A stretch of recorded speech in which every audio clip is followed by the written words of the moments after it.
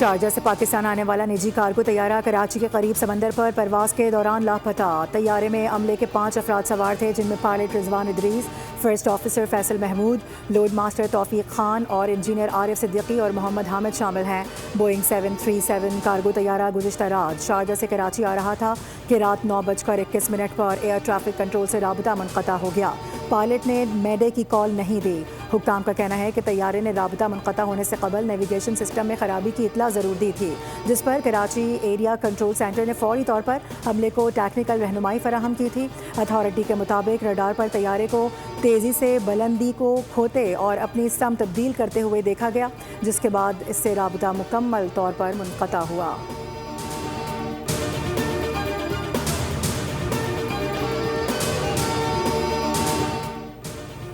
پاکستان کی کارگو پرواز K2 Boeing 737 طیارہ کراچی کے قریب سمندر میں لاپتہ ہونے کی تصدیق کے بعد امدادی کارروائیاں جاری۔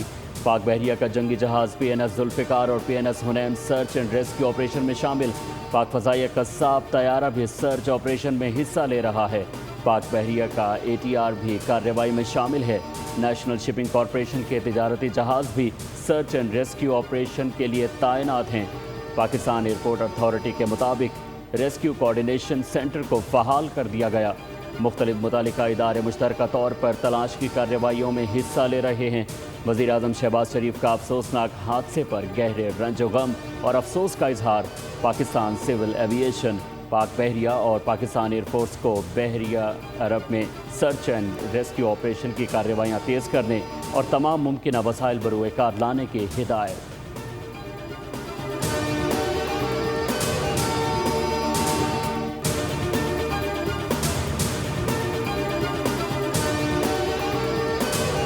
امریکی فوج کے ایران کے خلاف نئے حملے، 80 سے زائد اہداف پر بمباری، سرحد بندر عباس اور قشم کو نشانہ بنایا گیا۔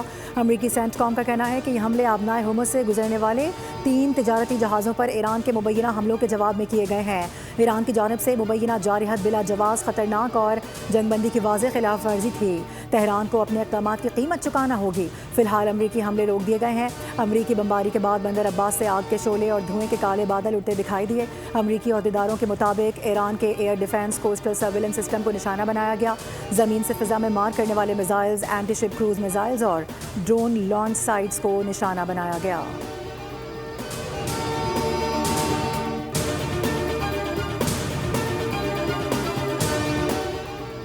پاسداران انقلاب کا امریکی حملوں کا تباہ کن جواب دینے کا اعلان۔ پاسداران انقلاب کا جنوبی ایران میں امریکی MQ-9 ڈرون مار گرانے کا بھی دعویٰ۔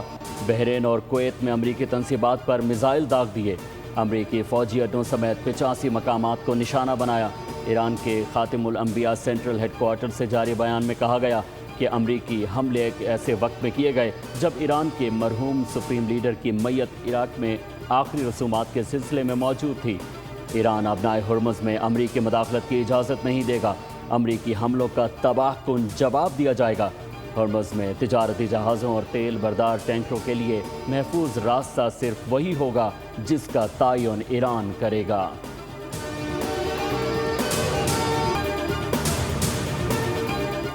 غڈہ گردی اور بھتہ خوری کا دور ختم ہو چکا، جھکیں گے نہیں۔ اسپیکر ایرانی پارلیمنٹ باقر کالیباف نے امریکی حملوں پر رد عمل دیتے ہوئے کہا ہے کہ ایران پر امریکی حملے، ایرانی تیل کی برآمد پر دوبارہ پابندیاں، مزید حملوں کی دھمکیاں، آبنائے ہرمز میں ایران کے اقدامات کی خلاف ورزیاں اور لبنان کے خلاف اسرائیل کے مسلسل حملے مفاہمتی یادداشت کی خلاف ورزی ہیں۔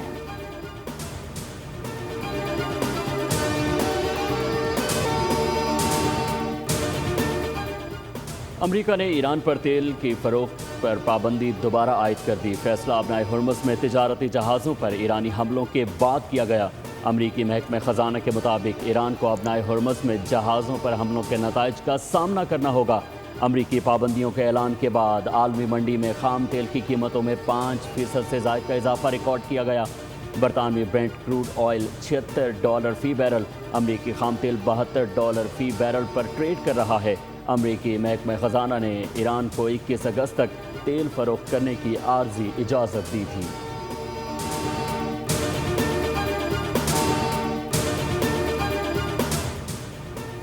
پاکستان اسٹاک مارکیٹ میں شدید مندی کا رجحان، ہر انڈیکس میں 2000 سے زائد پوائنٹس کی کمی ریکارڈ کی گئی۔ انڈیکس 1,83,000 کی سطح پر ٹریڈ ہوا۔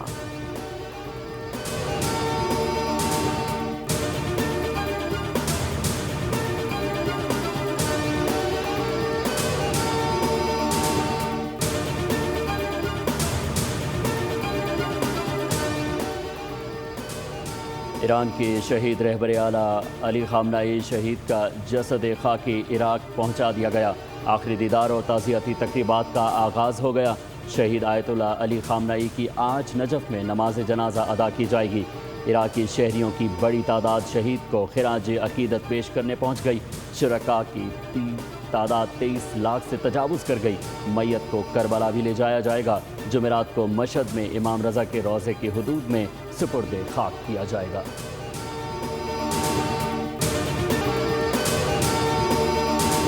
وفاقی وزیر داخلہ اور نارکوٹکس کنٹرول محسن نقوی کی اقوام متحدہ ہیڈ کوارٹرز آمد۔ شری لنکن ہم منصب سے ملاقات۔ انسداد منشیات سے متعلق مؤثر کوارڈینیشن پر اتفاق۔ پولیس ٹریننگ، غیر قانونی امیگریشن اور جعلی پاسپورٹ پر سفر کرنے والے مسافروں کی روک تھام کے لیے تعاون بڑھانے پر اتفاق۔ جرائم پیشہ نیٹ ورکس اور منی لانڈرنگ کی روک تھام کے لیے MOU پر بھی تبادلہ خیال ہوا۔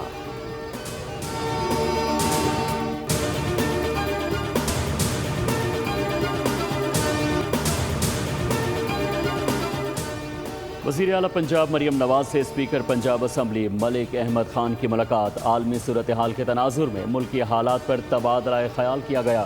صوبائی اسمبلی کی کارروائی کو باہمی ہم آہنگی سے فروغ دینے پر بھی اتفاق۔ ملاقات میں جیل اصلاحات کے لیے قانون سازی کے امور پر گفتگو کی گئی۔ مریم نواز نے اپنا کھیت اور اپنا روزگار اسکیم کو پوری ٹیم کی کامیابی قرار دیا۔ کہا کہ پنجاب میں عوام کے لیے ہر روز نت نئے پروجیکٹ لا رہے ہیں۔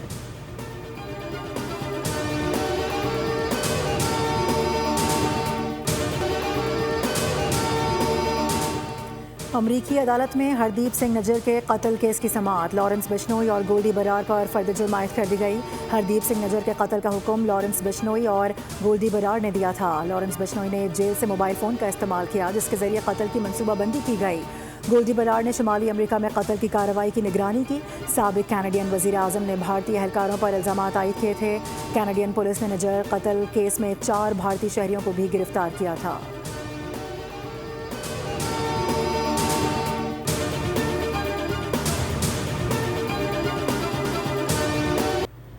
مقبوضہ کشمیر کے جد و جہد آزادی میں نئی روح پھونکنے والے برہان مظفر وانی کی شہادت کو 10 سال بیت گئے۔ برہان مظفر وانی نے اکتوبر 2010 میں 15 سال کی عمر میں بھارتی قبضے کے خلاف جد و جہد آزادی کا آغاز کیا۔ سوشل میڈیا کے ذریعے بھارتی پروپیگنڈے کا مقابلہ کرتے ہوئے جد و جہد آزادی کو نیا انداز دیا۔ یہ دن کشمیری عوام کی یادوں میں ہمیشہ زندہ رہے گا۔ برہان مظفر وانی کی شہادت نے تحریک آزادی کشمیر کو ایک نئی توانائی اور عزم سے ہمکنار کیا۔ برہان وانی نے خوف، جبر اور بھارتی قابض فورسز کے مسلسل دباؤ کے باوجود مزاحمت کی راہ اختیار کی۔ معروف سماجی شخصیت اور انسانیت کے لیے زندگی وقف کرنے والے عبدالستار ایدھی کو سلام۔ 10ویں برسی پر صدر اور وزیر اعظم کا خراج عقیدت۔ عبدالستار ایدھی نہ صرف انسان دوست تھے بلکہ قومی وقار اور فخر کی ایک دائمی علامت بھی تھے۔ صدر مملکت نے کہا کہ ایدھی نے اپنی زندگی غریبوں اور بے سہارا افراد کی خدمت کے لیے وقف کی۔ دنیا کا سب سے بڑا رضاکارانہ ایمبولینس نیٹ ورک قائم کرنا ان کا عظیم کارنامہ ہے۔ وزیر اعظم نے اپنے پیغام میں کہا کہ عبدالستار ایدھی نے ثابت کر دیا ہے کہ ہر شخص معاشرتی اصلاح میں کردار ادا کر سکتا ہے، جبکہ ان کی خدمات نے معاشرے میں احساس، رواداری اور ہم آہنگی کو فروغ دیا۔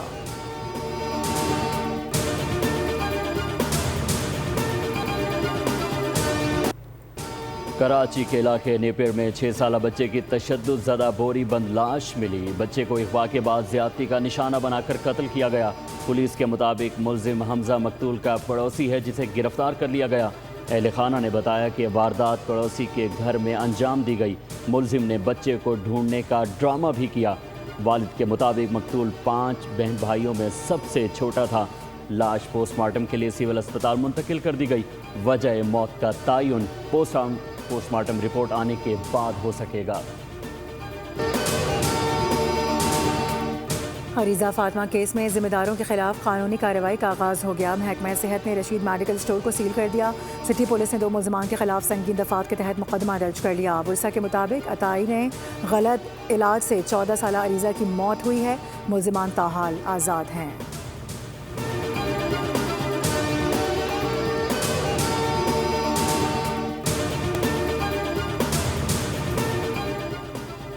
چناس کے علاقے لوور بابوسر میں کلاؤڈ برسٹ سیلاب نے تباہی مچا دی۔ کاشتکاروں کو بھاری خسارے کا سامنا۔ ریلے سے تیار فصلوں، باغات اور قیمتی درختوں کو بھی نقصان پہنچا۔ متاثرین کا کہنا ہے کہ کئی ماہ کی محنت چند لمحوں میں برباد ہو گئی۔ نقصانات کا ازالہ کیا جائے۔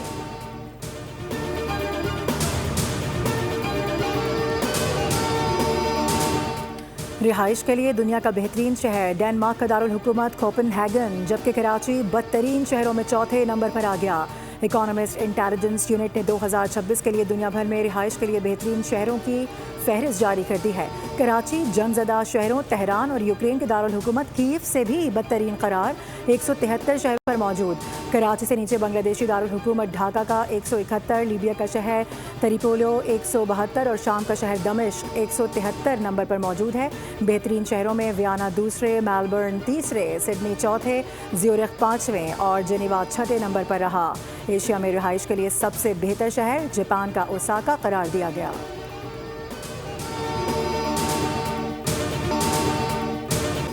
عالمی چیمپئن ارجنٹینا کا دھماکے دار کم بیک، 2 گول کے خسارے کے باوجود مصر کو ہرا کر کوارٹر فائنل میں قدم رکھ دیے۔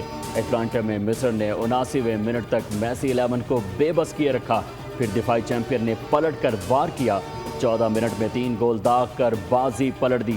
میسی نے بھی 1 گول داغا۔ فتح پر میسی جذبات پر قابو نہ رکھ سکے، رو پڑے۔ آخری پری کوارٹر فائنل میں سوئٹزرلینڈ نے کولمبیا کو پینلٹیز پر 4-3 سے ہرا کر آخری 8 ٹیموں میں جگہ بنا لی۔ مقررہ اوور اضافی وقت میں مقابلہ بغیر کسی گول کے برابر رہا۔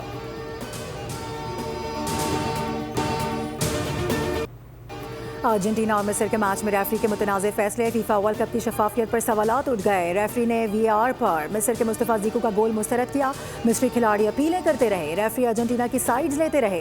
مصری کھلاڑیوں، کوچ اور سوشل میڈیا صارفین کی ریفری پر کڑی تنقیدیں۔ میچ کے اختتام پر زیکو نے ریفری کو بے ایمان کہہ دیا، فیصلوں کو ناانصافی قرار دیا۔ یہ بھی بولے کہ ورلڈ کپ ارجنٹینا کو دیا جا چکا ہے۔ مصری ہیڈ کوچ حسام حسن نے بھی دھاندلی کا الزام لگایا۔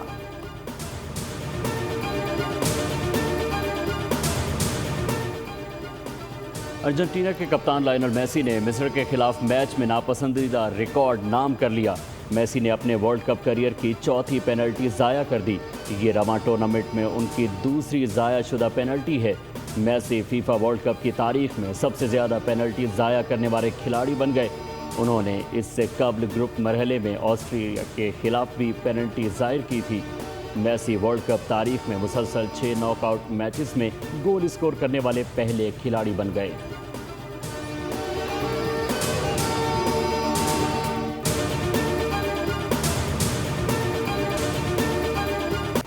FIFA World Cup pre quarter final میں ارجنٹینا سے شکست کے باوجود بھی مصری فٹ بال ٹیم کا ہوٹل پہنچنے پر زبردست استقبال، ہزاروں فینس کھلاڑیوں سے ملنے پہنچ گئے۔ مداحوں نے ورلڈ کپ میں شاندار کارکردگی دکھانے پر کھلاڑیوں کو شاباش دی اور ان کے حق میں نعرے لگائے۔ ارجنٹینا کے ہاتھوں 3-2 سے شکست کے بعد مصر کا ورلڈ کپ میں سفر تمام ہوا۔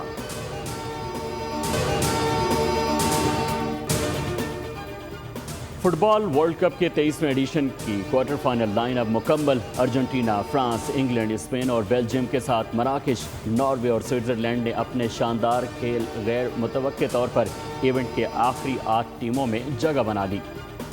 ایونٹ کا پہلا کوارٹر فائنل جمعے کی شب فرانس اور مراکش کے درمیان کھیلا جائے گا۔ دوسرے کوارٹر فائنل میں اسپین، بیلجیم، تیسرے میں انگلینڈ اور ناروے مد مقابل آئیں گے۔ آخری کوارٹر فائنل میں دفاعی چیمپئن ارجنٹینا کا ٹاکرا سوئٹزرلینڈ سے ہوگا۔ اور بھارت کی نئے کپتان کی قیادت میں بدترین کارکردگی، ورلڈ چیمپئنز کی بیٹنگ لائن بری طرح لڑکھڑا گئی۔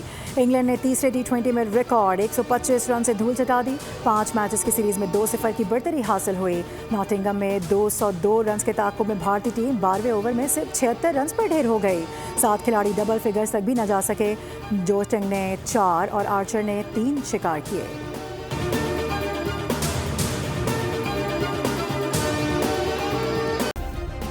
سبسکرائب کریں اور بیل دبائیں تاکہ کوئی خبر رہ نہ جائے۔